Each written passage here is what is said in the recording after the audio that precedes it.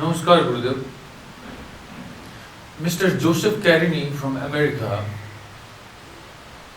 has sent you a few questions. Among them, he asks, is it necessary to fast from food and observe silence to meditate better? And if so, what kind of recommendations you have for fasting and food course? That was his first question. Oh well, over the world, in every religion, people observe fasting. And if there would not be any benefit from that, if there would not be some advantage from religious point of view, from spiritual point of view, people would not be doing that. So this is a prevalent trend over the world. And fasting, as far as I understand, are generally practiced from two purposes, from 2 points of view, I think, for two purposes. One is religious, other is health. So those who believe in religion, indirectly we can say spirituality. Religion is also a form of spirituality if it is followed well, if it is followed nicely, without derogating others, without speaking ill of others, other religions. If somebody follows the rules and regulations, the maxims of his own religion, that ultimately becomes spirituality. So for spiritual development, fasting has a role. I cannot say it has the prime role, but it has a role. In what way? It gives a kind of purity, a feeling of purity, purity of the mind. The foremost thing is the purity of the mind and ease. So regulated fasting once or twice a month helps people. Too long fasting might not be good. It will make you weak and incapable of thinking. Too long fasting might even work upon your system, physical system, metabolic system. So regulated fasting is good for purification of the mind, because food sometimes contaminates our thoughts. Food has great deal to do with our thinking process. As the Vedas says that ahar shuddhi sattva shuddhi. If the food is purified, your intelligence is purified. Sattva shuddhi dhruvasmriti. If intelligence is purified, your meditation is steady. And when meditation is steady, all your uneasiness, suffering goes. Meditation has such a power that it removes physical, vital, mental, intellectual. What sort of disbalance is there? Any disbalance, any untuning is tuned. So meditation is such a sort of faculty in human being. So food should be purified, the Vedas also say. And food purification, that means fasting is also similar kind of thing, that you don't take food one day and mind purifies. Mind, gets, attachment goes off, because people get very quickly attached to food. Very quickly, because people are born from food and sex. This is one thing. Food and sex. If there is no food, no impulse, sex impulse. And no sex impulse, no being is born. So food and sex has some sort of fascination. People are much fascinated to food and sex, which not only people but all animals, the whole animal world, birds world, they all love food. All day long they are working for food. So from millennia, beings have been working on food, so human beings have this inclination towards food. And attachment to food, attachment to sex makes people material, connected with the world, But spirituality and religion, they want that the soul should not be clinging to the world, but it should come up. That's why sometimes abstinence, sometimes abandoning food helps people to get rid of this kind of attachment. And if somebody, you can see that somebody doesn't eat for a day or 2 or 3, then he will not have any anger or sex impulse or things like that, passion. So food has great deal to do with human passion and human proclivities, different proclivities, and what kind of food you take, and then taking, not taking. You must be careful what kind of food you take, and sometimes not taking also has a role, that is fasting. So the people who do it, they don't believe in religion much maybe, but if they do it for health purpose, they also do it for betterment, because metabolic system gets rest and the stomach gets rest for a day or for 2 days, whatever, and that way extra hormones in the body which are accumulated can also be consumed by that way. So fasting is helpful if you can do that. Gita also says about fasting that some people apariniyatahara pranan pranishu juhati. Some people having their food regulated and fasting, they make their prana, the vital power, purified. The restlessness of the mind and the vital power, vital energy is regulated. So Gita supports it. Patanjali speaks of Kriya Yoga. In his Kriya Yoga, he says Tapa, Shraddha, Ishwar Pranidhana. 3 things have to be practiced. Tapa means controlling food, particularly controlling food, not taking food,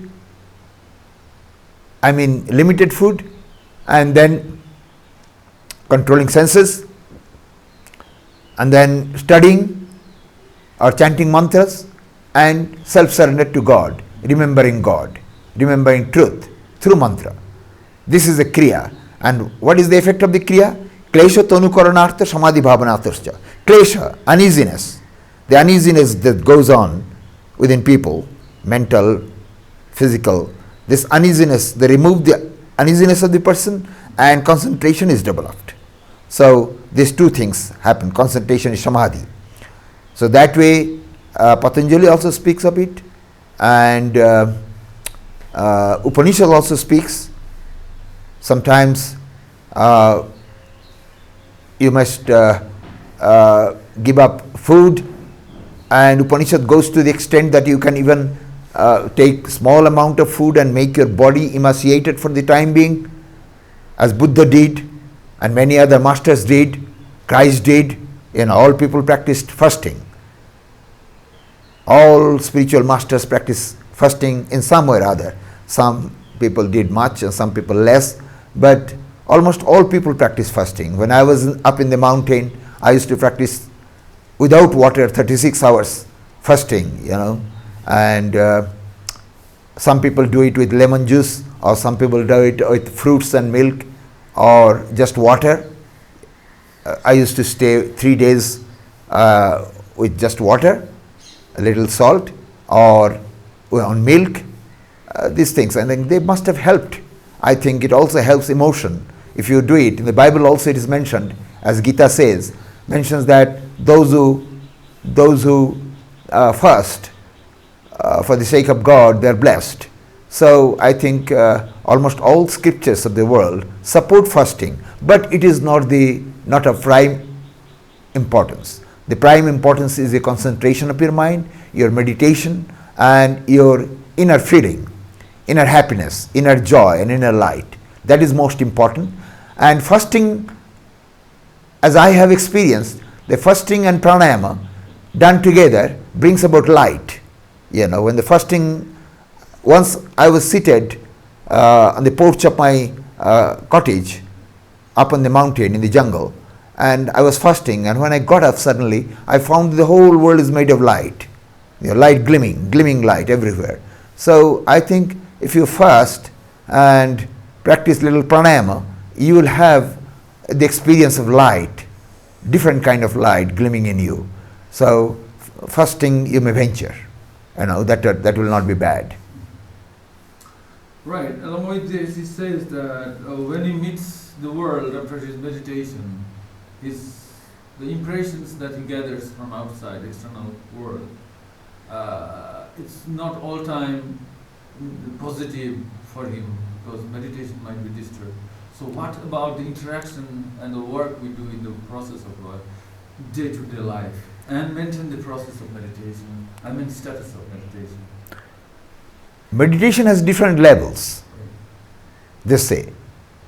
The first level is called jatamana, struggling state.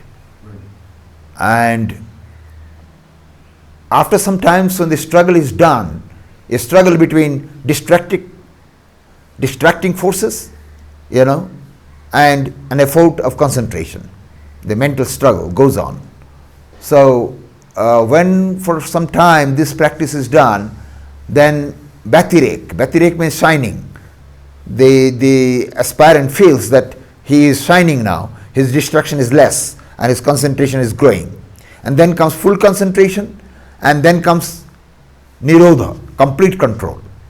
Ekagra and Nirodha. So these 4 stages, Jataman, Bhatirek, Ekagra, Nirodha. So this grows successively. So meditation, the more the experience one can gather through meditation successively, I think these distractions from outside will be less. After meditation, if you go out and the world has a lot of distractions, and if you are affected by that, in that case you should understand that your meditation has not gone deeper yet. When the meditation has gone deep and you start feeling that your consciousness is spread everywhere, then you will feel that, well, everything is being regulated by one divine consciousness, and whatever a person is speaking, he is speaking because it is needed for him, and divine is urging through him to talk like that. So if you divinize everything, if you make everything divine, if you develop that outlook through your meditation, then distraction will be less. But if you start discriminating, oh, this man is speaking of materialism, he's speaking of sensuality, he's speaking of money, he's speaking of these worldly things, and I do not like that. It happens in the beginning. In the beginning it happens for the beginners. But in the course of advancement, when your heart is full of love, meditation is love.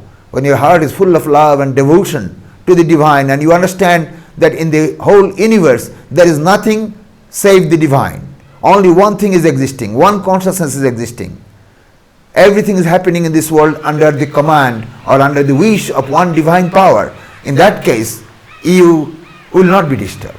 You won't be disturbed. That is for sure. Great. That's a great answer we have received in the morning. Thank you for all that. Now about silence. Right. You also asked about silence. Right. That is very, very important. About silence. You also asked a question about What about observance of silence? observance silence. That is very important, Silence is connected with speech. Speech. And speech, if not regulated well, Right. silence is not possible. Silence is the most important thing. Because cosmic consciousness, he is working in this universe silently. Apparently he is silent. Although we say anahata, the chime, the inner voice, all this, but our senses cannot hear the divine, neither can see. So silence for a spiritual aspirant is very important. But before silence, one should practice speaking in a right manner. In Brihadaranyaka Upanishad, Yajnavalkya the great he says that if you have regulated your speech, if you had a speaking discipline of speech, you can overcome fear of death, restlessness of mind. So, what kind of speech? You must speak the truth. Whatever you speak, speak the truth. Anything that you don't want to say, don't say. Speak the truth. And speak for the good of others. Speak for the benefaction of mankind. And right words, right deliberation, so that the listeners may understand you. Your intention should not be egoistic, pedantic.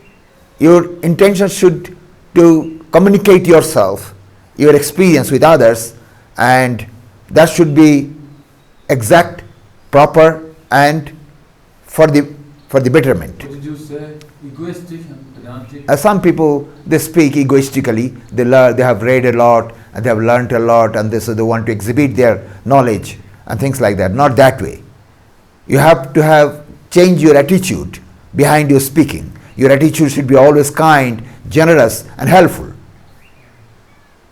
And probably about Not superficial, not talking superficially, uselessly, pointlessly.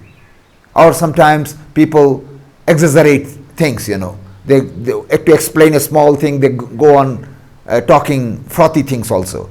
So not that. So you have to control your speech first of all. I do understand, but you speak from your heart, but that's not all time with us. But what we can do when your heart does really... You should practice to speak from the very bottom of the heart. Everything that you speak. That is the practice. Not always is not the thing. It's not a capricious thing. It is capricious only for the people who have not practiced it. Take it a point that every word that I will speak within the discipline, within the structure. So, practice. Because Gita also says, Patanjali says, everybody says that practice and non-attachment. If you are too much attached in speaking, like all the time speaking, some people are too much attached to talk, like children. They go on talking because they have learned how to talk, so they go on talking. So that thing, first thing, then silence. And silence of speech is not that important as silence of a mind. Mind has to be silenced, because when you try not talking, you can try and you will see that your mind is constantly talking, constantly moving, hundreds of words are passing through your minds. So the instruction is that kinchitapi na chintayat. After having your mind concentrated, not anything, whatever, good, bad, you don't think of. So if you have learned how to silence your mind, then you have learned real silence. That is the most important point. And this discipline of speech also is spoken by Zarathustra. He also spoke that Guptarnike, Kirdarnike, Pendarnike, action should be controlled, mind should be controlled, and words should be controlled. So silence is good. Silence is good. But I have seen people who practice silence, but they don't have control on behavior. They didn't have control on behavior because they don't silence their mind. Without meditation, without the realization of ecstatic joy from Kundalini, mind will not be silent. It will be constantly moving. And not speaking is not a very big discipline. If you instruct some child to sit or to give him a reward, he will be sitting for 1 hour without speaking. That is not very important. A lot of people try to meditate, but their mind is not concentrated. Their mind is not silent. So first of all, silence is called abhava yoga. Abhava means making the mind empty of thoughts completely, but there should be an awareness. It is not like sleep. You don't go to sleep and you neither think anything nor go to sleep. But your mind is tranquil and you are aware that I am existing, but I am not thinking. I am beyond mind and beyond intelligence. That's great. That is the real silence. That's quite a high stage High, of but mind. successively it will come to you, because if you have control your words, purified your words, your mind is purified. When the mind is purified, intelligence is purified. Intelligence is purified, then your consciousness responses in the form of silence. Right. The situations sometimes swayed us to some directions which may Now proclivities, because different proclivities constantly propelling you. constantly propelling you because you are not watchful. You have to be watchful. You have to be all the time aware how your mind is acting and reacting. And then suspend the mind. The more you can suspend the mind, you better treat the mind. Right. Your better thoughts come to your mind. Otherwise there is a haze of thoughts, hazy thoughts all the time, mess of thoughts all the time. And you cannot discriminate what is right, what is wrong, or what is to be thought and what is not to be thought, and that way you cannot discriminate, you cannot filter the mind. So filtering of the mind is the foremost duty. And then automatically silence will come. Even from the beginning, Shankara says it very nicely that Yogasya Prathamadwaram Bang Nirodho Aparigraha Nittam Chekantashilata. The first door to the world of yoga, to the realm of yoga, the first door is Bang Nirodha, controlling your speech. Do not talk useless things. Control your speech. And then aparigraha, don't indulge in sensual pleasure.